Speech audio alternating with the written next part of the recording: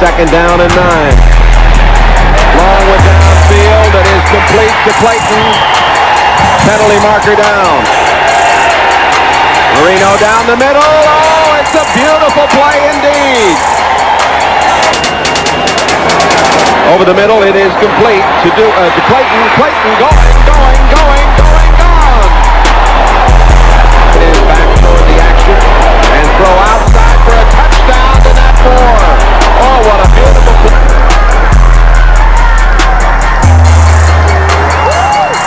And let's see what the call is. Out of bounds. And Marino has the first down with James Stewart. Marino is 4 for 5 on the day, and now throwing deep. And a penalty after that. The result has not been announced. Oh, beautiful catch by Mark Clayton. Marino, touchdown. And Marino throwing sideline to stop the clock. And Marino goes sideline. Complete for the first down to Mark Dupin.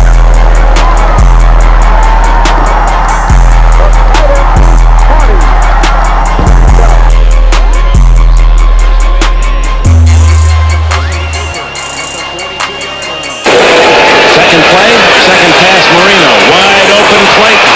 He's at the Jets 37 with another first down. Marino, plenty of time to find Mark Cooper, and he's out of bounds. Wide open again is Cooper, and he's inside the Jets' offside. 3rd and goal. Inside to Pruitt, and the rookie has a touchdown. Marino going deep. Clayton 50, and Clayton to the Jets 40 as he beats Lyles.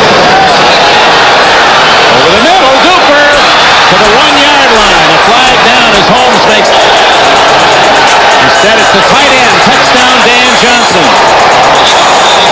Down along 10. Marino going for 6. Cooper has a touchdown. There would have been a penalty. Marino will go through. This is a free play, and he's got Cooper wide open for a touchdown. And they're going to throw again. Touchdown. The 5th touchdown pass of the game. This one goes. And out of it he comes to Mark Clayton. Over the middle. And it's another completion to Clayton at the... Oh my, it's Cooper again. Oh, Clayton 1-yard touchdowns in this game.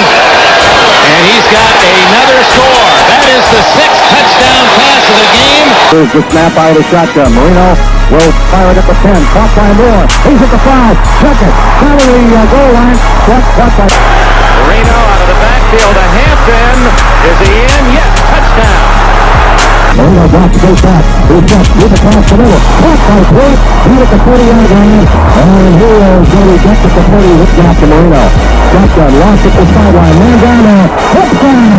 For the Dolphins. Caught by Mark Cooper. Here's the play fake. Drops the throw. As always, throws it down to a Clayton 45, 40, 35. Out of bounds inside the...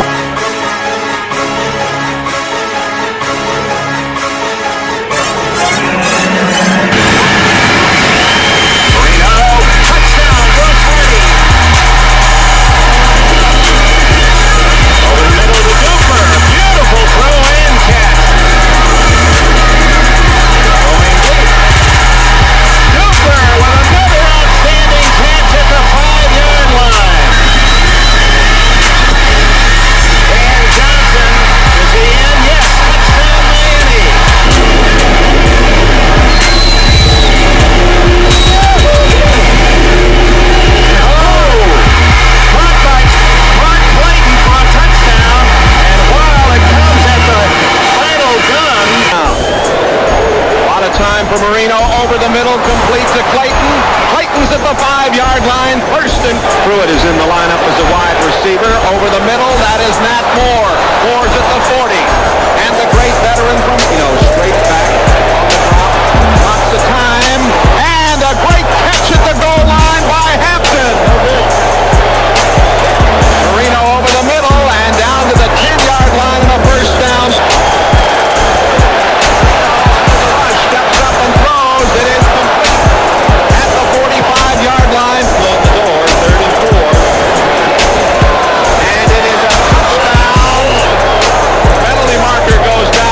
Prelude to throw again. He's looking, fires deep, man open, Duper's got it at the 50 out of bounds. At the 40, in this field goal attempt, here comes the blitz. Marino has to get rid of it in a hurry. Oh, a great catch at the 12-yard line. James will score. Here's Marino back to throw in the middle. Caught for a touchdown by Mark Clayton. And this time he holds up, drops back to throw. He looks, firing across the middle. Cut by towards the 15, 10, over the 5. He's in for the touchdown. Matt Moore. Nathan goes in motion. Snap to Marino. Quick pass to Nathan. He's got a touchdown. His first of the season to play. Marino will throw it. It is caught. 25, 30, might go the distance. Out of the 40, out of the 35, goes Super. He's going to score out of the 10 to 5, touchdown.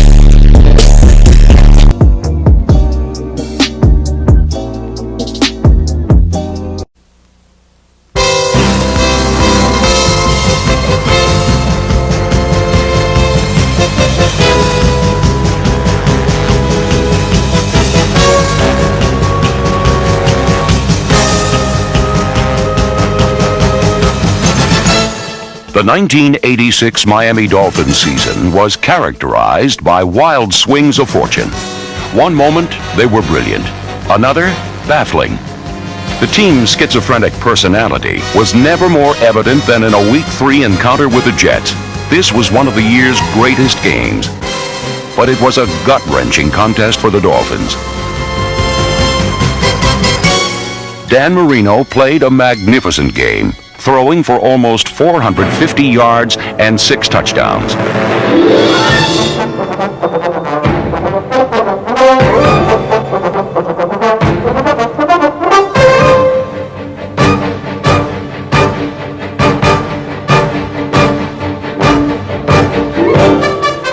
From the New York 46, second down and 8. Somebody jumps, Klecko, flags are down, deep pattern, Duper down there, he's got it for a touchdown. And I'll tell you, this is the wild one. It's a track meet. 31-27 now. The teams paced each other down the stretch as the game seesawed back and forth between two combatants determined not to let victory slip away. With less than 3 minutes remaining in regulation, Mark Clayton put Miami ahead, but in this game, no lead was secure. With no time on the clock, the Jets forced the game into overtime. Befitting this shootout, it followed that the offense which got the ball first would also get the victory. O'Brien will play fake it, back he goes to throw, he's going for all the marbles, man down there, touchdown! After an agonizing conclusion to a valiant performance, the Dolphins didn't know where to point their fingers or hold their heads. This was a game which typified their 1986 season, a roller coaster ride all the way. The Dolphins emerged from the darkness of an opening day defeat to notch their first win of the season, a 30-10 home victory against the Colts.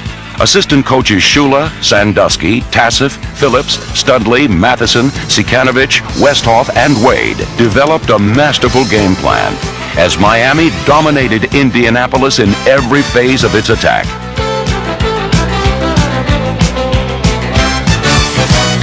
The balanced offense produced almost 400 total yards, while the defense recorded 7 sacks, the highest total in 5 years.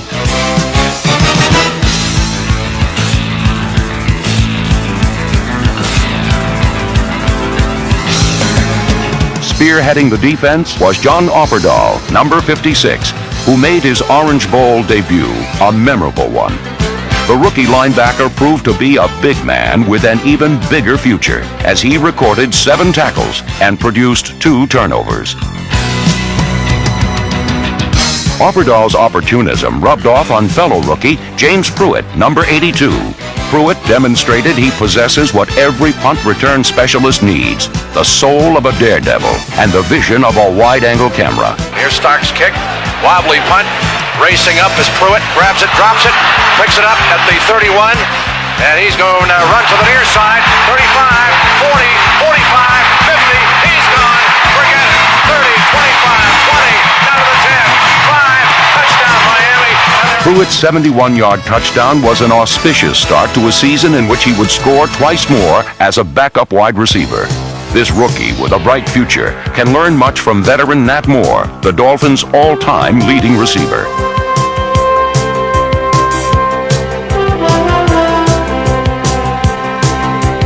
Over his 13 seasons, Moore has logged more than 4 miles in receiving yardage. But in 1986, the Dolphins also got great mileage out of Bruce Hardy, who produced the best season ever by a Miami tight end. While Hardy had 54 receptions, running back Tony Nathan was right behind him with 48. Adding depth to the Dolphins' receiving corps were Jim Jensen, number 11, and Dan Johnson, number 87. Dolphin receivers totaled over 4,800 yards, with half of that provided by the tandem that kept defenders spinning their wheels in frustration. A pair of Marx brothers who amused crowds with their wizardry rather than their wit. Mark Duper and Mark Clayton. We have a very friendly, competitive relationship because I think we keep each other going. I look over there and see him catching the ball, and then the next time I hope that he looks over there and sees me catching the ball. But it's not competitiveness, whereas we get envious of one another because maybe one is catching more balls than the other. We just go out there and try to make each other better.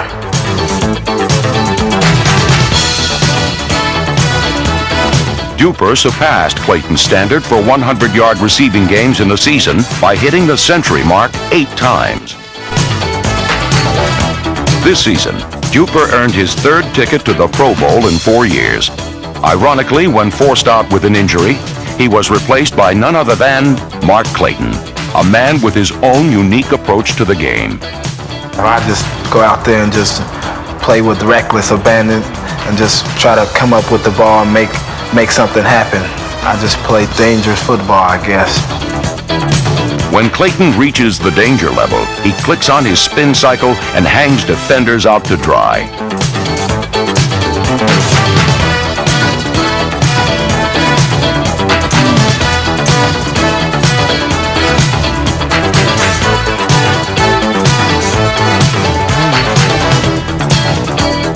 Mark Clayton and Mark Duper mirror images of unmatched success. Such success is rooted in the trenches.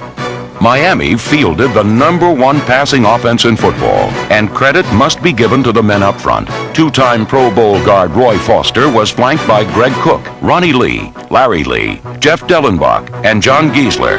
For the 5th straight year, Miami's line yielded the fewest sacks in the league, giving Dan Marino time to sit in the pocket and dissect defenses with painstaking efficiency.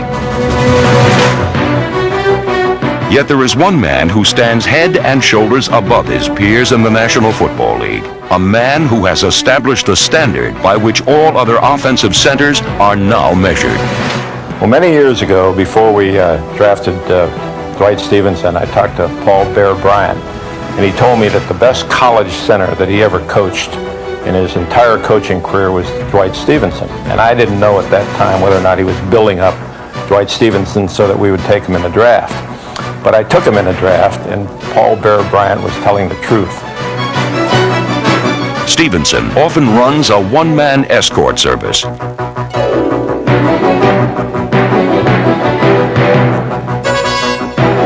And no one values such treatment more than Dan Marino. In my opinion, Dwight is probably the best offensive lineman center that ever played the game. I mean, what he does for our team and what he has done that I have seen and the way he works, his work habits and everything, I mean, you have to really appreciate that. Dwight does something that most centers can't do, and which is just handling the nose guard by himself. And not only block them, but then go downfield and block a linebacker too. And he does it probably better than anybody else has ever done it. Stevenson doesn't just assault his opposition, he lays waste to it.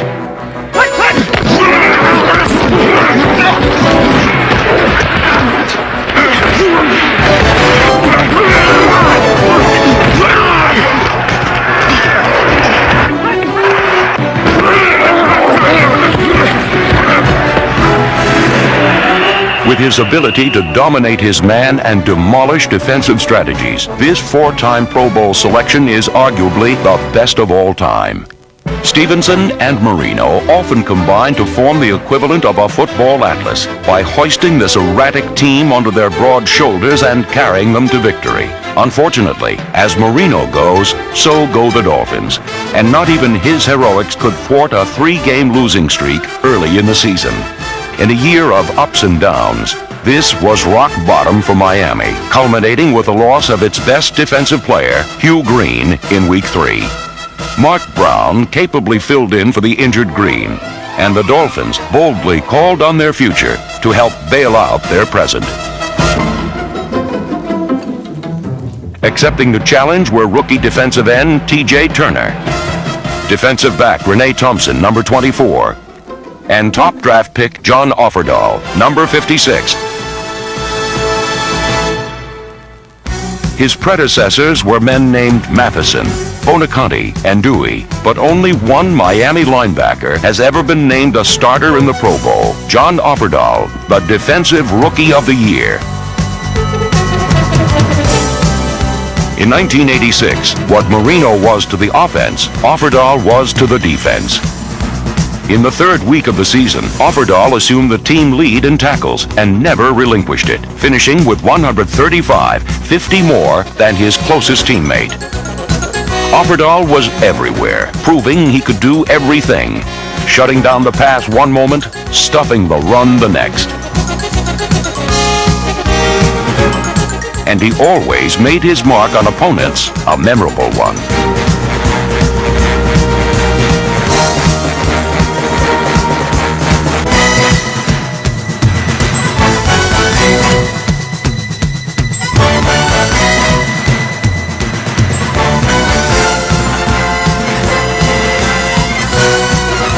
John Offerdahl, the blood and guts of the Miami defense. He started the year as a rookie. He ended it as a hero. Reggie Roby will stand at the 10, and he's kicking against this 20-mile-an-hour wind pouring in through the east end of the stadium. He fumbles the ball, picks it up, and he's going to run with it, and he flips it out to Jensen. Even Miami's special teams experienced a roller coaster season. He throws wide open upfield as Kozlowski. 2 flags, but there's going to be called back as Kaz gets down to the 35, 30, 25, 20. He flips the ball up, tipped into the end zone, fumbled. Atlanta recovers, but it's going to be called back. That will make NFL film. The Follies. By relying on his leg and not his arm, punter Reggie Roby finished first in the league in net average and twice recorded the longest punt of 1986, 73 yards. Despite experiencing a bit of a sophomore slump, kicker Fuad Reveiz hit a career-best 52-yard field goal against Buffalo. Another second-year player, running back Lorenzo Hampton, fulfilled the great expectations that were anticipated of him when he was the Dolphins' top draft pick in 1985. Hampton scored all 9 of Miami's rushing touchdowns, often with the help of blockers Ron Davenport and Woody Bennett, number 34. Hampton also broke the Dolphins' hex of 41 games without a 100-yard rushing performance when he played the finest game of his career in a Week 12 showdown against the Jets. New York was the winningest team in pro football, boasting a 10-1 record. The Dolphins had other matters on their mind. Miami attacked the Jets with a vengeance, with Lorenzo Hampton leading the charge.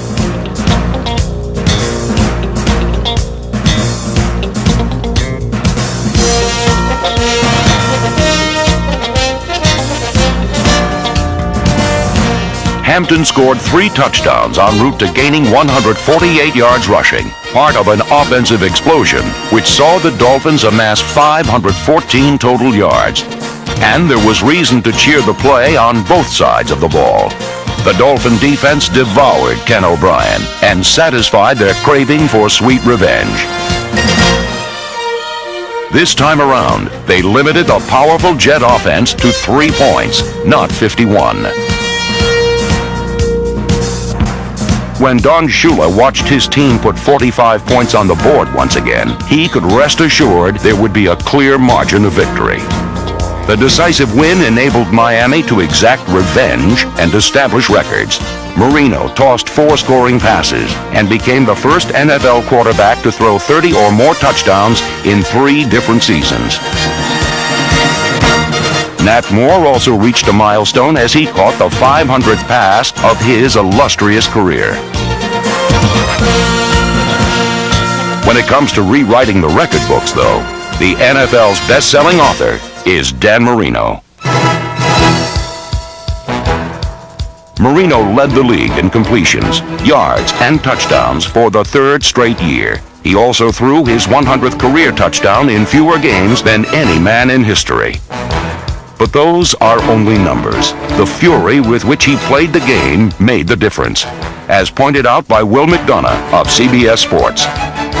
He is the best football player in the league right now, to my mind. He's the best quarterback in the league, and I think if he keeps on playing the way he has played, he will go down as the best quarterback ever to play the game.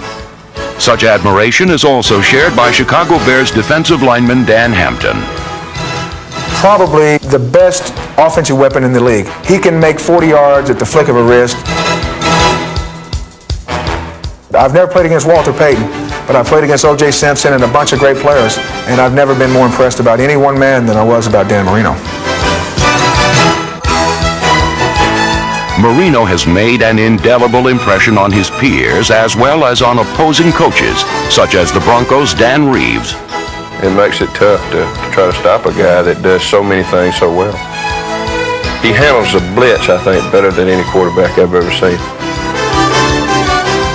Dan can be backing up, pressure coming at him, and he can still get some zip on the ball and get it to a receiver downfield with all the people coming at him. And I think he really hurts teams that blitz him more than any other quarterback in football.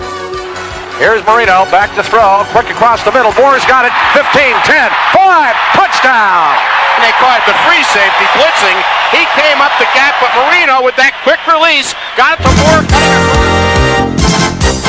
Marino is an expert at reading defenses, particularly prior to the snap of the ball. Yet he is also proficient at not being read by defenders. Here, he looks off the weak safety, then comes back and completes the pass to the opposite side of the field.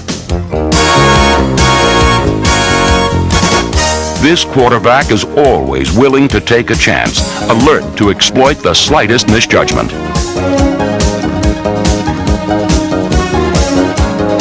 Marino is an intense competitor, fueled by his emotions as much as his ability. And as fellow quarterback Don Strock knows, Marino remains a student of the game. The thing I really liked about him was that he asked questions from sun up till sundown, and he wanted to know everything that was going on, and he still does. He's a very dear friend of mine, and one thing that I told him was, I said, try to learn something new every day. Not only about football, but about life itself. And you can only improve as a person and a player. Indeed, Marino is human after all, and there's always room for improvement. But not much room.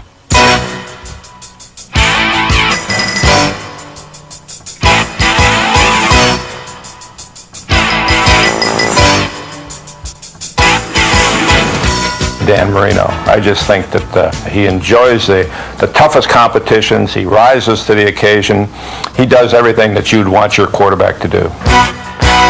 Above all, Dan Marino points the Dolphins to victory, as he demonstrated in a Week 15 matchup with the playoff-bound Rams. Flea flicker coming up, man wide open. Marino, this is going to go for a touchdown to Mark Cooper. Off the flea flicker, 69 yards. Marino play fakes, back to throw. He's looking deep up the near side, got a man down there. Touchdown, Dolphins. Marino really airing it out against this. An eerie sense of deja vu haunted Miami as a seemingly secure lead dwindled to an overtime tie. You hold on to the football or try to. Don't make mistakes here. There's Marino, wants to throw it. Fires for the end zone. It is caught for a touchdown by Mark Duper, and the Dolphins win the ball game 37-31, and Duper was mobbed by his teammates. Marino throws his 5th touchdown pass of the game. One of the great games in Dolphin history. The final game of 1986. Miami's curtain call in the Orange Bowl. For over 20 years, the Dolphins blossomed and battled there to become pro football's winningest franchise since the 1970 league merger.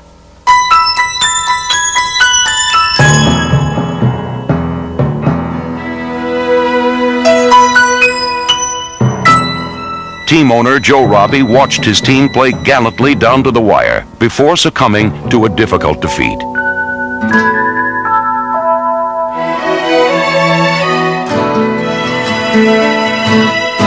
For Don Shula, the 1986 roller coaster season derailed for the final time. While the team's 8-8 mark may be one Shula and Robbie would like to forget, some of their greatest memories are of 2 former players en route to the Hall of Fame, Larry Zonka and Jim Langer. Langer, number 62, began the tradition of great Miami centers which continues to this day. This six-time Pro Bowler anchored one of the most dominant run-blocking lines of the 70s, blasting open holes for the man they call the Zonk.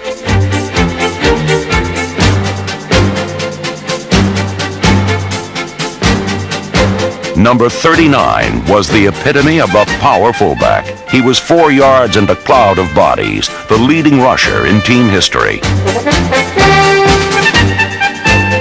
Neither man nor Mother Nature could prevent Zonka from leading Miami to 2 world championships and the only undefeated season in NFL history.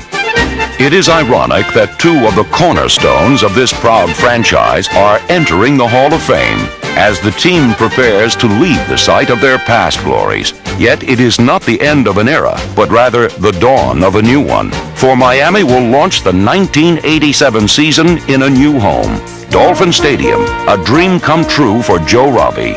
Once the finishing touches are completed on the 75,000-seat state-of-the-art facility, Don Shula will focus attention on rekindling the Dolphins' winning ways.